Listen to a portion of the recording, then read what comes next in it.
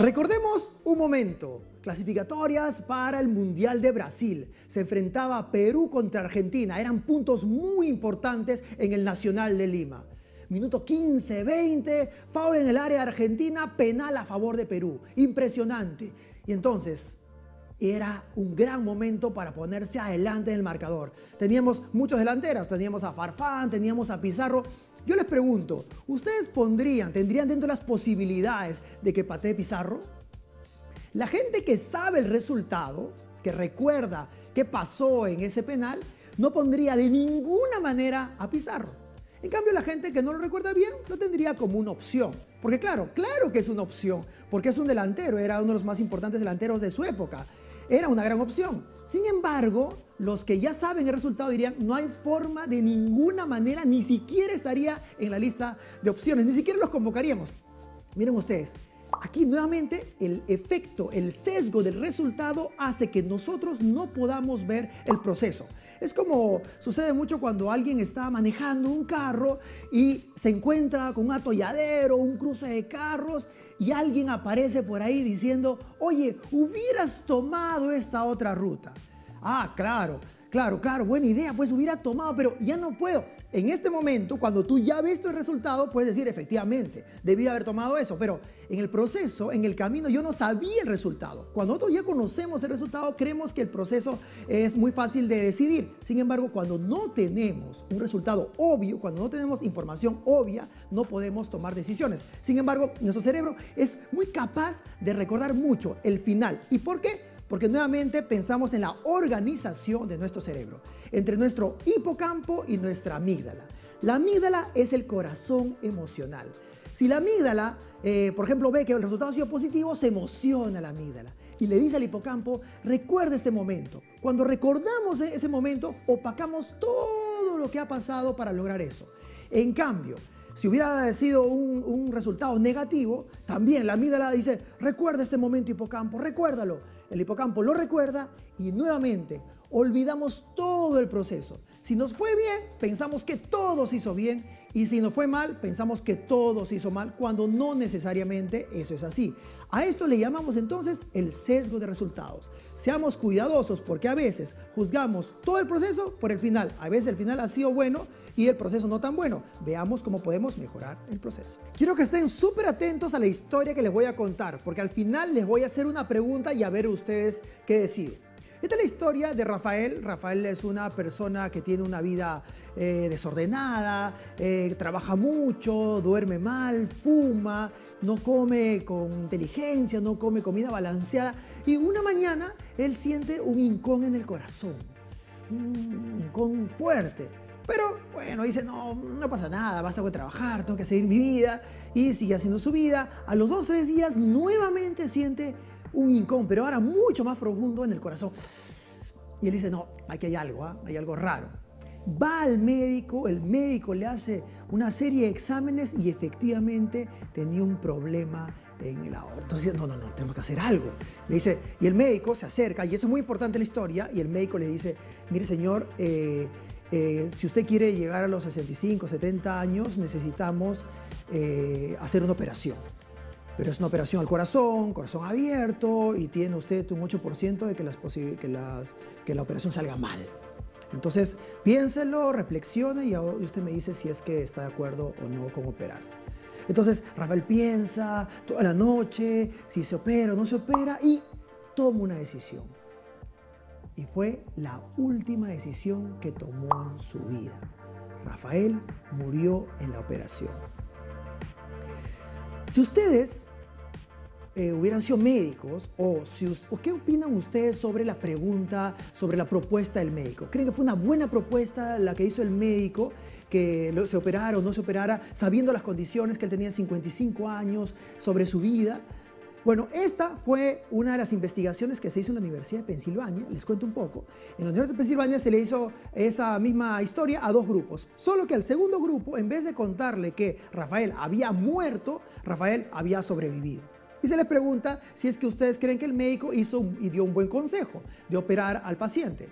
Y los resultados son sumamente interesantes porque el grupo que escuchó que el paciente, que Rafael había muerto, dijo que la opinión del médico fue pésima, fue mala, fue terrible. Mientras que el grupo que supo o que pensó que Rafael había sobrevivido dijo que claro, que era muy adecuado, que era inteligente, que fue una buena propuesta. Ojo, las condiciones en los dos casos eran exactamente las mismas. La probabilidad de fracaso era 8% en los dos casos, exactamente el mismo. La edad exactamente la misma. Entonces, ¿qué pasó? ¿Por qué en un caso a uno les parece muy mal y a otros muy bien? Es por el resultado. A eso le llamamos el sesgo del resultado. Cuando nosotros conocemos el resultado, ya no podemos ver el proceso. Cuando nosotros sabemos cómo acabó la historia, ya no nos importa el camino. Y eso es bien interesante porque si la historia acabó mal, pensamos que todas las decisiones que se han hecho en el proceso han estado mal. O si acabó bien, no nos importa si nos hayamos equivocado en la mitad, si había sido bueno en un momento, malo en otro, si había mucho de azar, no nos importa, pensamos que todo el proceso estuvo bien. A eso le llamamos, repito, el sesgo de resultados.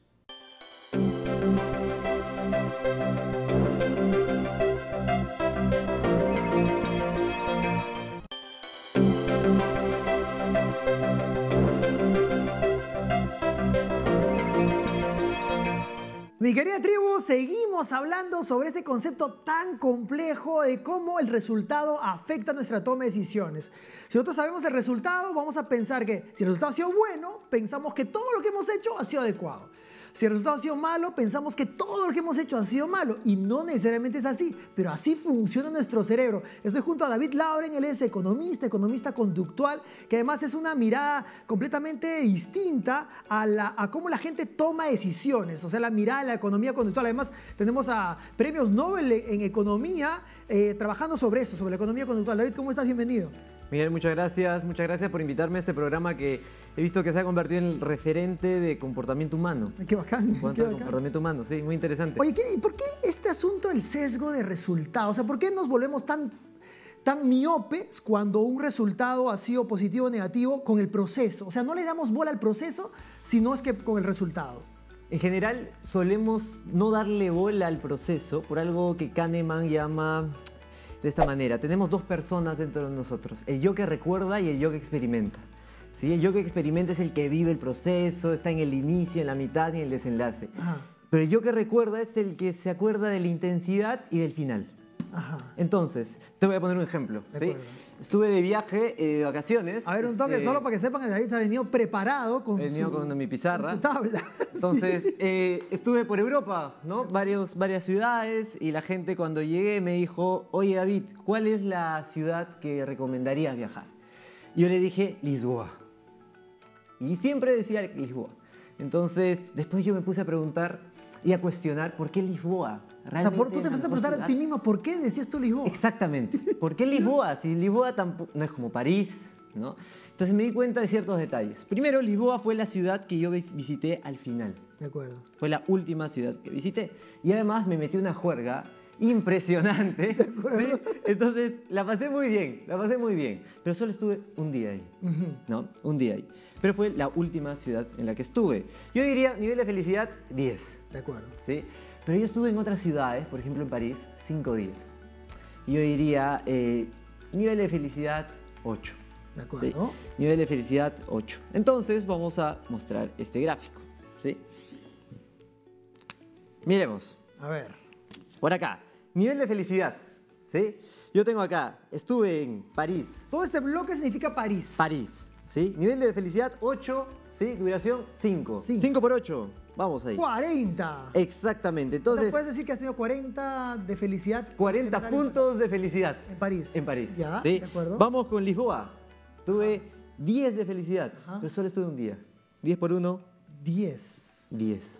¿Dónde fui más feliz? En términos racionales. Racionales, obviamente en París. Obviamente en París. Pero ¿por qué dije Lisboa?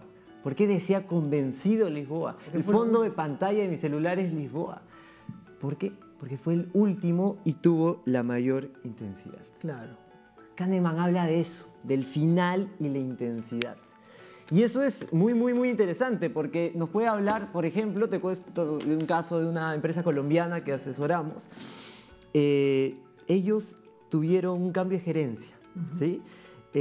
Sesgo de resultado. Llegó a la gerencia, hizo un montón de cosas muy interesantes. Pero ese mes el resultado financiero fue malo. Es decir, los números, la utilidad no daba, había una pérdida. ¿Y qué crees que pasó con la sensación de la gestión de que la gestión no funciona, que este cambio no sirve para nada? Exactamente. Injusto, ¿no? Injusto. Resulta que es una empresa de transporte y había feriados. En los feriados las empresas de transporte pierden plata porque la gente no se mueve. Yo me pongo a pensar un poco en el rating, ¿no? O sea, a veces el rating, y la gente que está en el mundo de la televisión sabe mucho el rating, a veces justo miden el rating un día en la que la gente está distraída por una situación X. Entonces dicen, significa que no ven el programa, y tal vez lo que significa es que que sí están viendo el programa, solo que ese día no vieron el programa. Eso es muy interesante, ¿no? Ese es el sesgo de la focalización, ¿sí? Y está muy relacionado al sesgo de resultado, porque Kahneman habla, y Kahneman tiene muchas frases que yo siento que las frases populares tienen mucha sabiduría. ¿De acuerdo? ¿Sí? Ejemplo, ojos que no ven, corazón que no siente. Corazón que no siente, ¿sí? Es decir, tú te concentras en lo que ves, tomas tus decisiones en base a lo que ves, a lo que sabes. Claro. ¿Con qué nos quedamos? Con el resultado. Oye, me pongo a pensar un poco en los resultados de nuestro querido Gareca, ¿no? Entonces tú ves a Gareca y ahorita está absolutamente endiosado.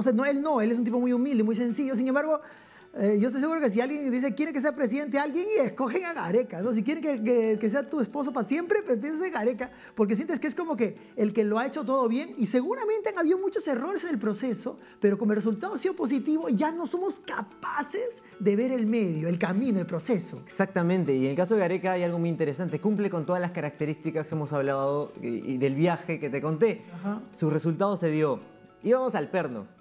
Se dio al final. Sí, íbamos mal. Íbamos mal y se dio al final. Y al final remontamos y la explosión de emoción fue al final, en un repechaje. Entonces, intensidad y resultados al final. Claro. Hace que todo se vea mejor. Y si seamos pragmáticos, llegamos por diferencia de goles. Y algunos puntos ganamos en mesa. Entonces, deberíamos endiosarlo. Ahora, yo estoy seguro que, David, mientras tú dices eso, debes de haber caído el tipo más antipático del Perú, ¿no? O sea, ¿y este flaco qué se cree? Estarán pensando, ¿no? O sea, ¿por qué tú puedes juzgar así? Y es que es complicado, en el tema de fútbol principalmente, hablar fríamente. Cuando hemos hablado un poco sobre la evolución y el fútbol, sobre los animales que nos ponemos en el fútbol, es imposible ser racional en el fútbol. Y entonces tú dices, hablemos pragmáticamente, eso es imposible en el fútbol. No somos capaces de hacerlo, no somos una computadora, ¿no? No somos capaces, pero yo creo que puedo caer pesado en el fútbol, pero hay otros espacios en que esto es muy importante. O sea, ser consciente del sesgo de resultado me parece que es muy importante. Te pongo dos ejemplos en lo familiar y en lo empresarial.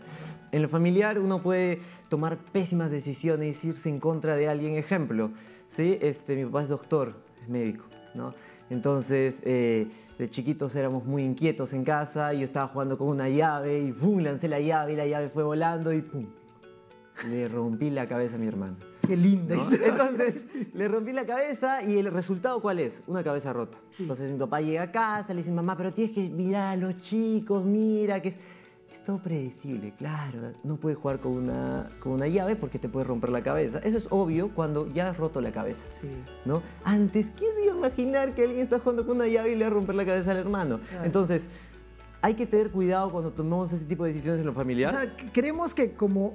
me pasa mucho cuando tú estás manejando en la ciudad tan hermosa que tenemos, con el tráfico tan fluido que tenemos, y nos encontramos con un atolladero y alguien nos dice, hubieras tomado esta ruta.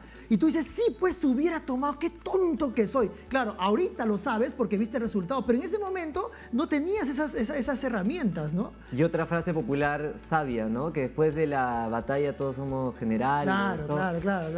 Claro, y tú ya conoces todo el resultado, entonces el proceso se te hace, es obvio. Claro, y pensemos Eso es otra vez en el hoy. fútbol y pensemos en ese partido Perú-Argentina, aquí en el Nacional, las clasificaciones pasadas, en la que iba a patear Pizarro. No sé si recuerdan ustedes ese momento, en la que si yo le pregunto ahorita a la gente, ¿mandarían a patear a Pizarro? Estaría dentro de sus opciones y te diría de ninguna manera. Pero ni siquiera estaría dentro de sus opciones, ni siquiera estaría dentro de mis opciones. Pero si era delantero, era claramente una opción. ¿Por qué no podemos ver ese resultado, esa posibilidad? Porque ya sabemos el resultado. Pero en ese momento no sabíamos el resultado. Exactamente. Y bueno, ahora me quiero poner en la otra posición, en la posición de... Es una posición terriblemente peligrosa. Cuando tomas una mala decisión y te va bien. Ejemplo. Esa es la peor, ¿no? Claro. Me la juego como empresario y tomo una decisión absolutamente irresponsable. Irresponsable. Y la ligo. La liga, ajá. Me da. Qué bonito. Entonces, ¿qué pasa? La gente piensa, qué buen gerente que eres, espectacular, mira, es un visionario, este tipo ha logrado cosas que nadie ha logrado. Pero realmente si tú juegas la decisión, si se vuelve a tomar esa misma decisión, ese mismo contexto 200 veces, 199 van a fallar. Entonces deberíamos edificarlo tanto a este director, a este Y es que el gerente. resultado termina opacando eso, ¿no? Exactamente. Sí, pues. En Wall Street ha habido una serie de problemas por esto, porque se veía que la condición financiera de ciertas industrias no daban para más y decían, oye, ¿hasta cuándo van a seguir invirtiendo ahí? Pero íbamos ganando plata y seguimos invirtiendo hasta que, ¡pum!, explote y ahí. Ajá. O sea, bueno, empezando un poquito en cómo funciona el cerebro, ¿no? Y lo que pasa es que el cerebro recoge mucho como tú dices, los picos de emociones. Y hay una parte del cerebro que se llama el hipocampo y otra que se llama la amígdala. La amígdala es nuestro corazón emocional y nuestro hipocampo es nuestro procesador de la memoria. Si la amígdala se estimula, ya sea por un tema dramático o muy positivo, va a decirle al hipocampo, recuérdalo hipocampo, recuérdalo por favor. Y el hipocampo lo va a recordar. Entonces, y el final tiene esos picos, o muy dramáticos o muy positivos. Entonces, tú vas a acordarte mucho el final. Qué injusto es eso para el proceso. Y eso hay que saberlo como empresarios, ¿no? Tú vas a hacer tu lanzamiento de producto, Ajá. ¿sí? Entonces, ¿en qué momento debes lanzar el producto? ¿Cómo debes lanzarlo? Si tú arrancas y presentas a la estrella del momento en el minuto 1, la gente aplaude, fuegos artificiales, una cosa espectacular, y después presentas el producto y va cayendo, una charla larga, pesada, la gente de qué se acuerda del final. Fue una presentación más o menos. Haciendo la misma presentación, pero cambiando el orden y poniendo la gran presentación con la estrella famosa al final, ¡pum! O sea, tu recomendación es guarda lo mejor para el final. Guarda, definitivamente tengo que guardar lo mejor para el final. Por ejemplo, hay muchas cosas, por ejemplo, se me ocurre lo de los postres, ¿no? Es un restaurante, por eso que trabajan tanto con los postres, porque tú puedes hacerte una comida así medio telaraña, ¿no? Una comida así más o menos, y cuando tienes un super postre, la gente va a pensar, oye, qué chévere estuvo eso, ¿no? O sea, que estuvo el restaurante. Exactamente, entonces siempre pensemos en el yo que recuerda. Si hacemos una gran actividad, una gran reunión familiar, las reuniones familiares son un espacio de mucha felicidad porque se recuerdan cosas que se han vivido, resultados que hubieron en el camino, y eso genera mucha felicidad. Y yo le pongo un reto al público, ¿no? Yo les digo, le voy a poner dos situaciones. De acuerdo. ¿Qué prefieren? ¿Prefieren una intervención dental dolorosa nivel 5, una escala del 1 al 10, que la van a recordar, esta intervención dura 30 minutos, nivel 5, y la van a recordar a lo largo de su vida? ¿De acuerdo? ¿Sí? Segunda situación, una intervención nivel 10, genera mucho dolor por 2 horas, pero no la vas a recordar nunca. Escogemos la 2, definitivamente. Escogemos la 2, pero ¿cuál nos ha generado más dolor al fin de cuentas? Claro. La 2. Claro. Entonces, yo creo que Kahneman, que es el que abrió el campo de la economía conductual, nos ha abierto una puerta con esto, para ser más justos con el proceso, más justos con lo que se hace, con lo que se trabaja y no solo en el resultado. Porque como vemos, y las grandes debacles que hubo en Wall Street, si nos enfocamos solo en el resultado, de repente estamos inflando algo que va a estallar y no va a estallar en la cara. Perfecto. Miren amigos, qué interesante lo que nos cuenta David, economista conductual, sobre cuán torpes podemos ser juzgando el proceso por el resultado. A veces, y el azar se mete ahí, nuestro resultado puede haber sido negativo o positivo, pero un buen proceso. Pero no podemos ver eso. ¿Por qué? Porque nuestro cerebro está organizado para recordar más las emociones que los momentos repetitivos. Entonces, seamos cuidadosos en cómo juzgamos a la gente, cómo juzgamos nuestros procesos, nuestro trabajo, más por el camino que por el final. Muchas gracias. Muchas gracias.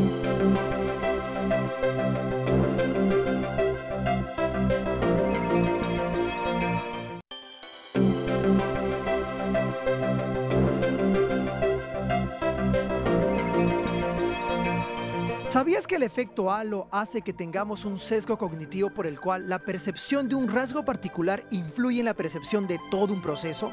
Es decir, valoramos un todo solo teniendo como información una parte. Por ejemplo, si una persona expone un buen proyecto pero su exposición es mala, las personas no dirán es un buen proyecto pero una mala exposición. Por el efecto halo dirán es un mal proyecto.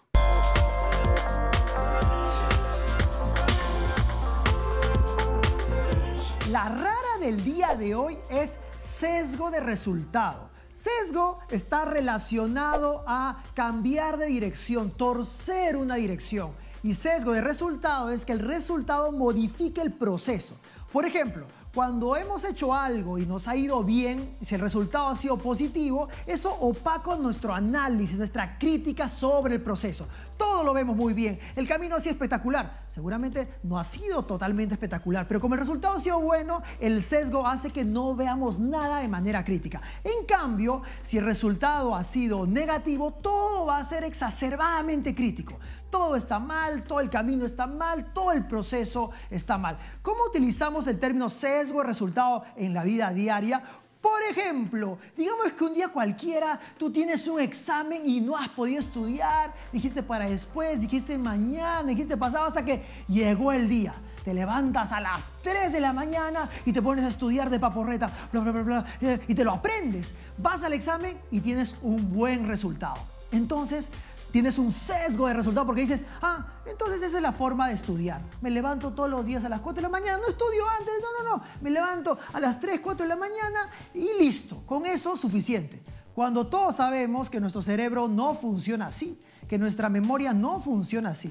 O sea, la memoria a corto plazo puede recordar, ¿pero eso va a servirnos para la vida? No. Después del examen, al día siguiente, esa información se fue, desapareció. En cambio, si estudio de a pocos, día tras día, relacionándolo con la vida diaria, ese recuerdo va a ser mucho más profundo. Pero el sesgo de resultados nos puede empujar a pensar que la forma de estudiar es así nomás, a las 3 de la mañana y listo. Así que amigos, la rara del día de hoy es sesgo de resultados.